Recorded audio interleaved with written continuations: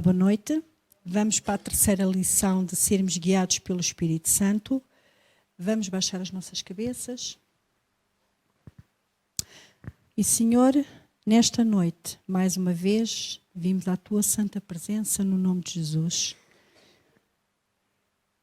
para ganharmos conhecimento das várias formas que Tu diriges os Teus filhos. Nós somos Teus filhos e Te pedimos que graves toda a palavra no nosso espírito para que ela dê muito fruto, no nome de Jesus. Amém. Ora bem, então nós vamos para a terceira e para a última mensagem sobre guiados pelo Espírito de Deus. Nós já vimos as várias maneiras de Deus nos guiar, mas há estas duas, se calhar há quem gosto muito delas. Se calhar porque também não querem ter trabalho. Está tudo a olhar para mim. É através de visões, Deus guia através de visões e de profecias. Visões. Seja visões, seja profecias, nós temos que sempre passá-la pelo crivo. Sabem qual é o crivo? É a palavra de Deus. Se a visão não estiver de acordo com a palavra de Deus, esquece. Não é de Deus, é da feijoada que foi muito pesada. E então aquilo não está bem. Se a profecia não é de acordo com a palavra de Deus, esquece. Não. E geralmente a gente sabe quando sentimos no nosso espírito, quando a palavra, isto não creio que. Visão. Vocês sabem que no Velho Testamento era uma das maneiras que Deus usava muito para conduzir o seu povo. Porquê? Porque o Espírito Santo ainda não estava na terra. E era a maneira que Deus tinha para dirigir o seu povo. Era através de visões e de profecias. Por isso existiam os profetas. Hoje em dia há um ministério de profeta. Certo? Pronto. Então é assim, visões. Quem já não teve uma visão? Eu acho que todos nós até abrimos assim os olhos que é para ver se é verdade. Por isso eu há bocado dizer que passa a visão, aquilo que Deus mostrou vem de acordo com a palavra, vem dentro da linha da palavra, às vezes até são coisas que nós estamos a estudar na Bíblia. A palavra. Nós devemos meditar na palavra, não é aquilo que eu há bocado estava a dizer. Como é que eu sei aquilo que eu hei de meditar na palavra? Não sabe o que é que há de meditar? Eu dou uma sugestão. Posso dar? No domingo, enquanto o pastor prega, tira as notas. Durante a semana, medite nessa palavra. Ou então peça, Senhor, mostra-me, dirige-me o que é que eu hei de meditar. Porque se a gente tiver conhecimento, se a gente meditar na palavra, quando nós tivermos uma visão ou quando houver uma profecia, a gente vamos confrontar e vamos ver, não, isto é de Deus. Uma profecia, o que é? É um recado de Deus para a sua igreja. Certo? Que pode ser um aviso. Deus pode estar a alertar de algo que se vá passar ou que se esteja a passar naquele momento.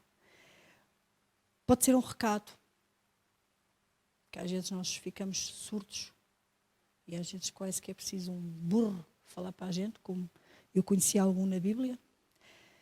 Uma correção, e às vezes esta parte é que nós não gostamos. Não, isto não é correção. Quando é a parte da correção, não, isto não é para mim, isto não está de acordo com a palavra. Porquê? Porque Deus está-me a repreender, porque Deus está-me a corrigir.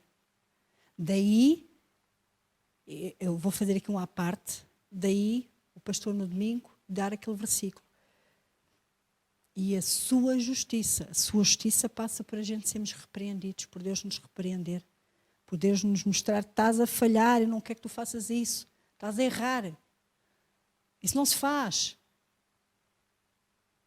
Às vezes Deus fala assim connosco, ou é só comigo? Pronto, já fico um bocadinho mais descansada. Edificar. Edificar. Deus usa muito profecias para edificar. Não só a igreja, mas às vezes outros irmãos. Sabem uma coisa? Eu vou dizer isto e vocês acho que vão concordar comigo neste sentido. Todos nós, não levem isto para aquilo que eu estou a dizer literalmente, mas todos nós temos um bocadinho de profeta. Eu vou-vos dizer como. Quando a gente se levanta no domingo e chegamos ao pé daquele irmão, damos-lhe um abraço, damos-lhe um beijinho, você vai vencer. Não desista, vá em frente, você vai conseguir. Estão a perceber aquilo? O edificar. Nós estamos a deixar que Deus nos use para edificar aquela pessoa. Se calhar para nós é palavras, mas para aquela pessoa é tudo. Eu gosto de ti. Sabes que tu és especial?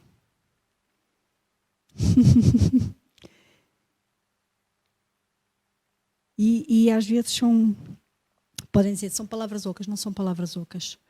São palavras do coração. E quando são palavras do coração, a gente sente.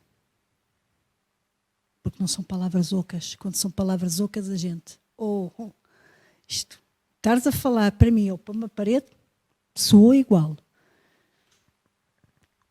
Sabem, quantas vezes nós pensamos que o meu problema é maior do que o do meu irmão. Por isso eu é que tenho que receber. Não tenho que dar. Não. Se tu queres receber, tu tens que dar. Se queres receber amor, tens que dar amor. E nesse momento de edificar, experimentem fazer isso num domingo. Como o pastor nos costuma dizer. Vão ter com uma pessoa que nunca cumprimentaram. É um bocado complicado. Mas às vezes, se a gente olhar, eu faço isso um bocadinho, eu olho e às vezes vejo lá alguém assim, sem ninguém, e é lá que eu vou. Eu sou melhor que os outros. Não, sou igual. Mas aquela palavra de não desistas. Mais tarde a gente vem a saber, olha, aquela palavra que tu me disseste, não desistas, fez toda a diferença naquela semana. Porque eu tive a oportunidade de desistir tantas vezes. Eu quis desistir tantas vezes. Mas eu lembrei-me que Deus te trouxe até mim e me disse, não desistas. Estávamos a falar sobre profecias. Não desistas. É só uma palavra. É só alguém a dizer para eu não desistir. Não tem valor, tem. Porque a gente não sabe como é que vai ser a semana da pessoa. A gente não sabe o que é que a pessoa está a passar. E na meia-noite, a ver se vocês compreendem, na meia-noite da nossa vida, quando nós estamos sós, sem ninguém, sem o barulho do mundo à nossa volta, quando somos eu e Deus, e perguntamos, Senhor, esqueceste de mim? Não, eu mandei-te lá a Zélia a dizer para não desistires.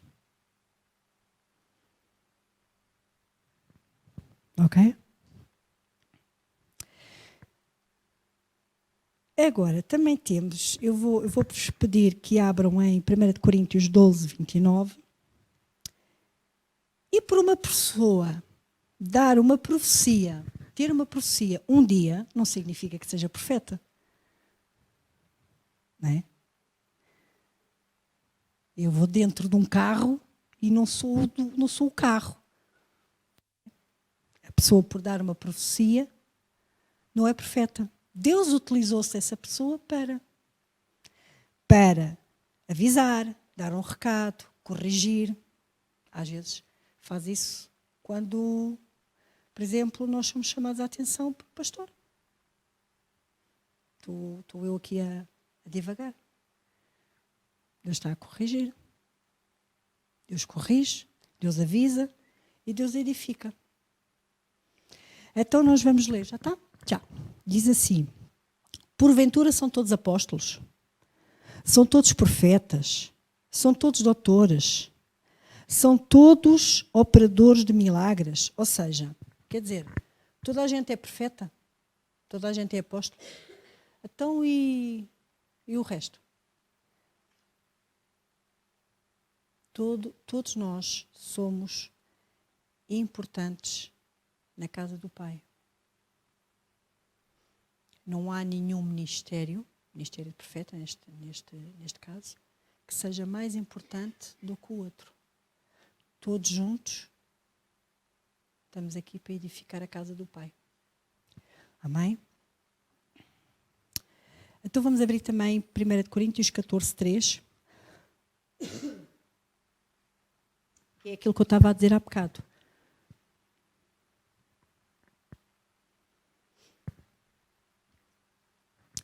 Que diz: mas o que profetiza fala aos homens para edificação e consolação. Fala aos homens. Fala aos homens. Exortação e consolação. Então falta aqui.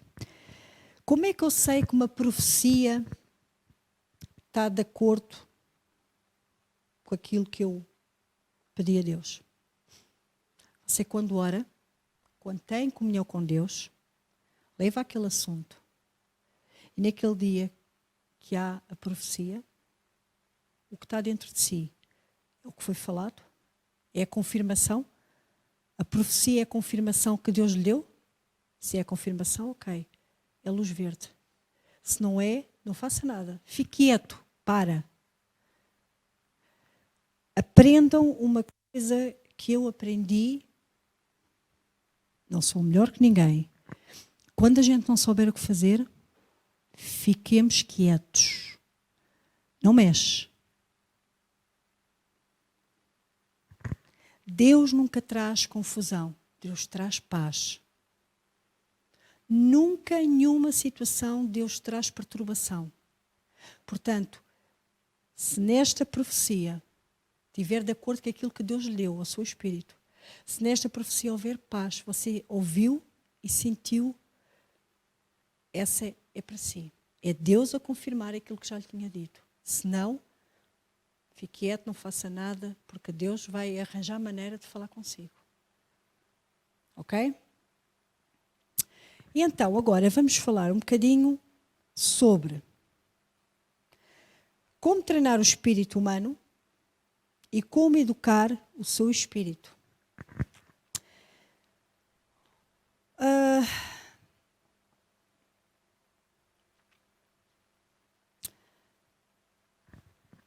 Nós somos seres espirituais e, como tal, nós temos que tomar mais pelo espírito e não pela carne. Que antigamente a gente dizia a carne, sentimentos. Portanto, nós temos que... Deus ilumina, orienta-nos e nós temos que vir a parte espiritual e não a parte de sentimentos, de agir de acordo com os nossos sentimentos. Não, é agir de acordo com o que o nosso espírito nos manda. Amém? E educar o nosso espírito. Há 4 regras. 4. Agora ouçam. Pela meditação da palavra, é a primeira. Pela prática da palavra. Pôr a palavra sempre em primeiro lugar. E obedecer instantaneamente ao espírito. Ora, nós vamos primeiro começar pela meditação da palavra. Os homens e as mulheres que são espiritualmente mais fortes são aqueles que dedicam mais tempo a meditar. Deus, já há muito tempo atrás, no Velho Testamento, disse a alguém para meditar. Sabem quem foi? Josué. Josué 1:8. Não se aparte da tua boca o livro desta lei. Antes medita nele dia e noite. Não é às vezes, não é quando estás aflitinho, que vais ali. Deixa eu ver o que é que se passa aqui. Dia e noite. Esse foi a primeira vez que Deus mandou o homem meditar na palavra. O que é meditar na palavra? É eu abrir a palavra de Deus e... já meditei. Não, meditar é falar, é sussurrar, é falar para nós. É confessar, falar aquela palavra que ali está, falarmos, porque quando nós falamos, eu sou mais a ver, quando escrevo, eu consigo fixar. Quando nós falamos, ouvimos, o nosso espírito ouve e é gravado. E meditamos. É assim que, está bem? Ora bem, então agora vamos à segunda regra, que é, qual é que eu disse que era? Praticar a palavra. Tiago 1:22.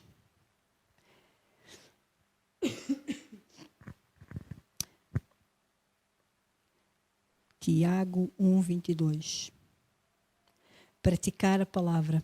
Quão importante é praticar. Porque se a gente ouvir e não a praticar, é a mesma coisa. Não dá fruto, a gente não pratica. Já está?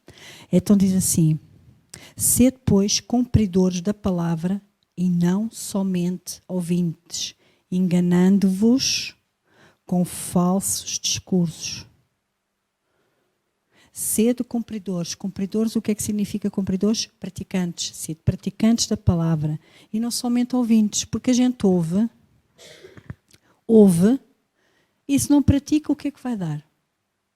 Se eu aprendo a andar em amor, se eu aprendo a perdoar e não o faço, o que é que me serve? Não serve nada. Ok? Eu ouvi, estou farta de ouvir. Todos os dias é isto, todos os domingos é aquilo, lá vem aquela a falar de amor. Opa, nunca mais cala. Outra vez, sobre amor. Então, e quanto é que tu já consegues praticar?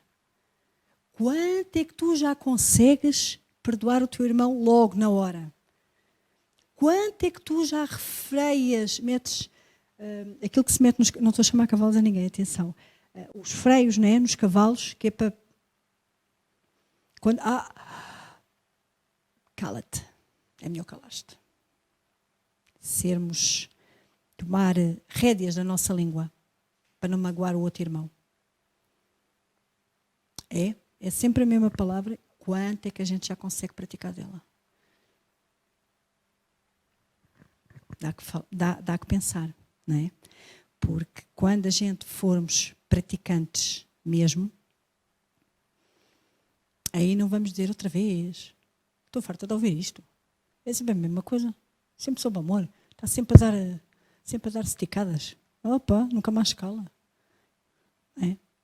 E a gente pergunta, já consegues perdoar facilmente? Já consegues dizer ao teu irmão, amo-te, mesmo quando ele te pesa ao pé? Eu digo pisa ao pé que é assim mais leve, não é? Porque vocês compreendem aquilo que eu estou a dizer, não compreendem? Compreendem, os vossos olhos dizem que sim. Algumas pessoas pensam que praticar a palavra é guardar os mandamentos, os 10 mandamentos. Mas não é só. Há um mandamento. Qual foi o mandamento que Deus nos deu? Vamos ver. Em João 13:34. Além dos mandamentos, há um mandamento que na nova aliança Deus nos deu. Que simplifica tudo o resto. Eu acho que vocês sabem o que é. Sabem, não sabem? Além de... Porque estes 10 mandamentos estão reduzidos só a isto, que diz assim, um novo mandamento eu vos dou, que vos ameis uns aos outros como eu vos amei. Também, vós uns aos outros vos ameis. Portanto, estes 10 mandamentos estão reduzidos a este, como pode. Se eu amar, eu não vou matar.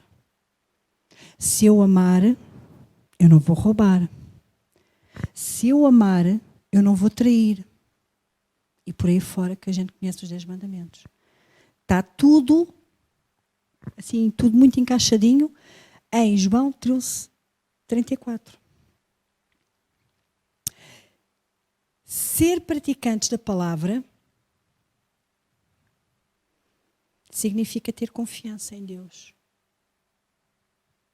Confiança que aconteça o que acontecer. Ele está lá.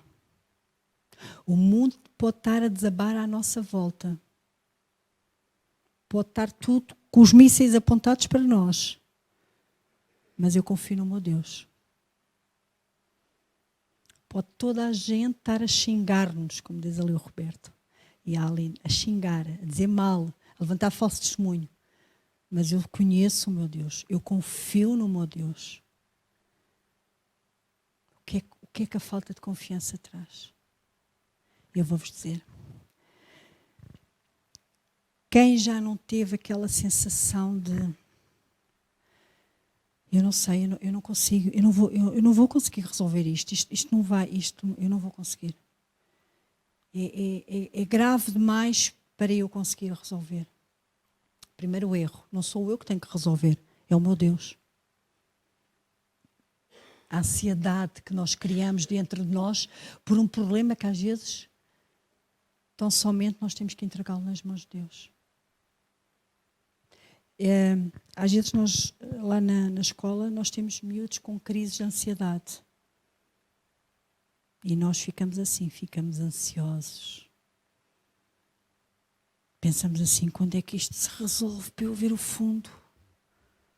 Mas não queremos ter trabalho.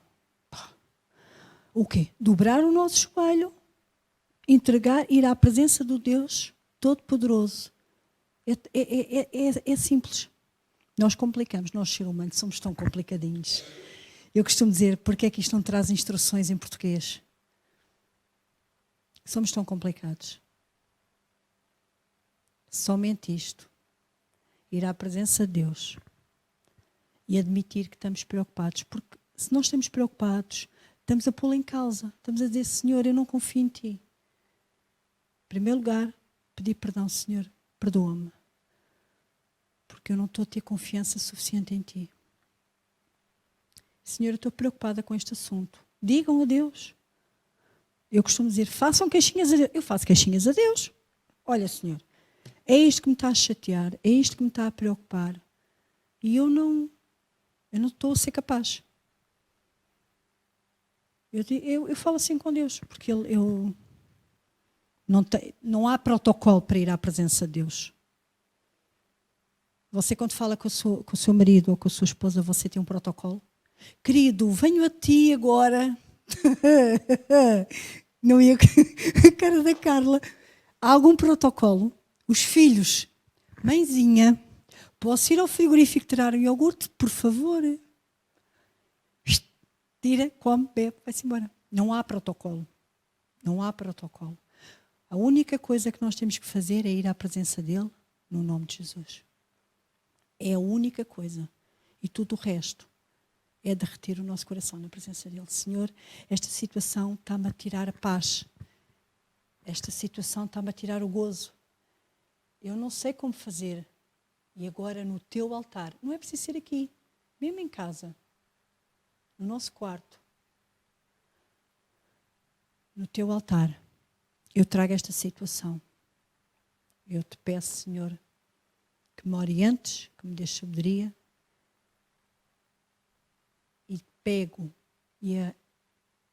na tua paz, a tua paz que excede todo o entendimento humano, que guarda os nossos corações e os nossos sentimentos. É essa paz que vai habitar dentro do meu ser. E a partir de hoje em diante eu recuso-me a andar preocupada com este assunto. Amém?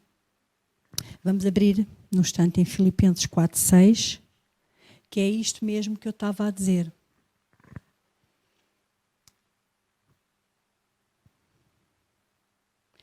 Eu vou ler. Não estejais inquietos com coisa alguma, antes as vossas petições sejam em tudo conhecidas diante de Deus pela oração e súplicas com ação de graças. Foi isto que eu vos disse. E todos os dias agradecer, Senhor, obrigada, porque a tua paz, que excede todo o entendimento humano, está a guardar os meus sentimentos, o meu coração, e tu estás a resolver esta situação. Eu não sei como, mas ela está entregue a ti. Amém? E em terceiro lugar, é pôr a palavra de Deus sempre em primeiro lugar. Nós podemos ver isso em Provérbios 4:20, que diz para a gente atentar às palavras de Deus, ouvi-las, guardá-las.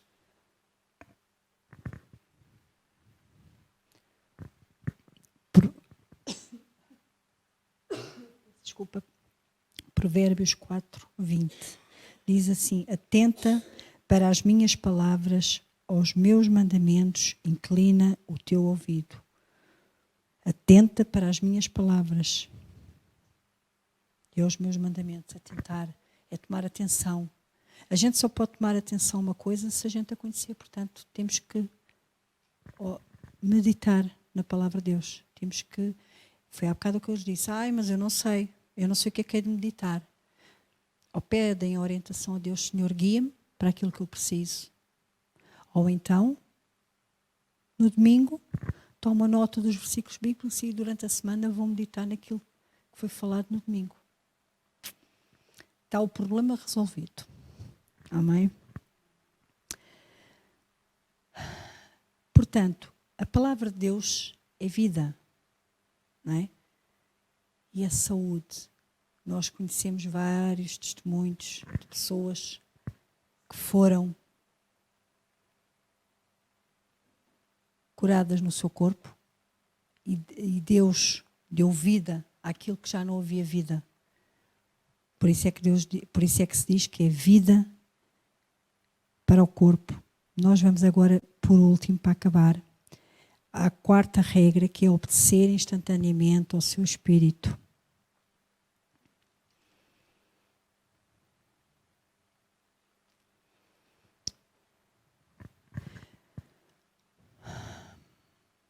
A voz do Espírito também é conhecida no mundo, portanto, nós conhecemos pela consciência, mas o mundo diz que é o palpite. Tem cá um palpite, ou então é o sexto sentido. Não é o sexto sentido, não é o palpite, não é nada disso. Nunca ouviram dizer, tem cá um palpite? Pois, mas não é. Isso é o que o mundo diz, mas não é palpite nenhum.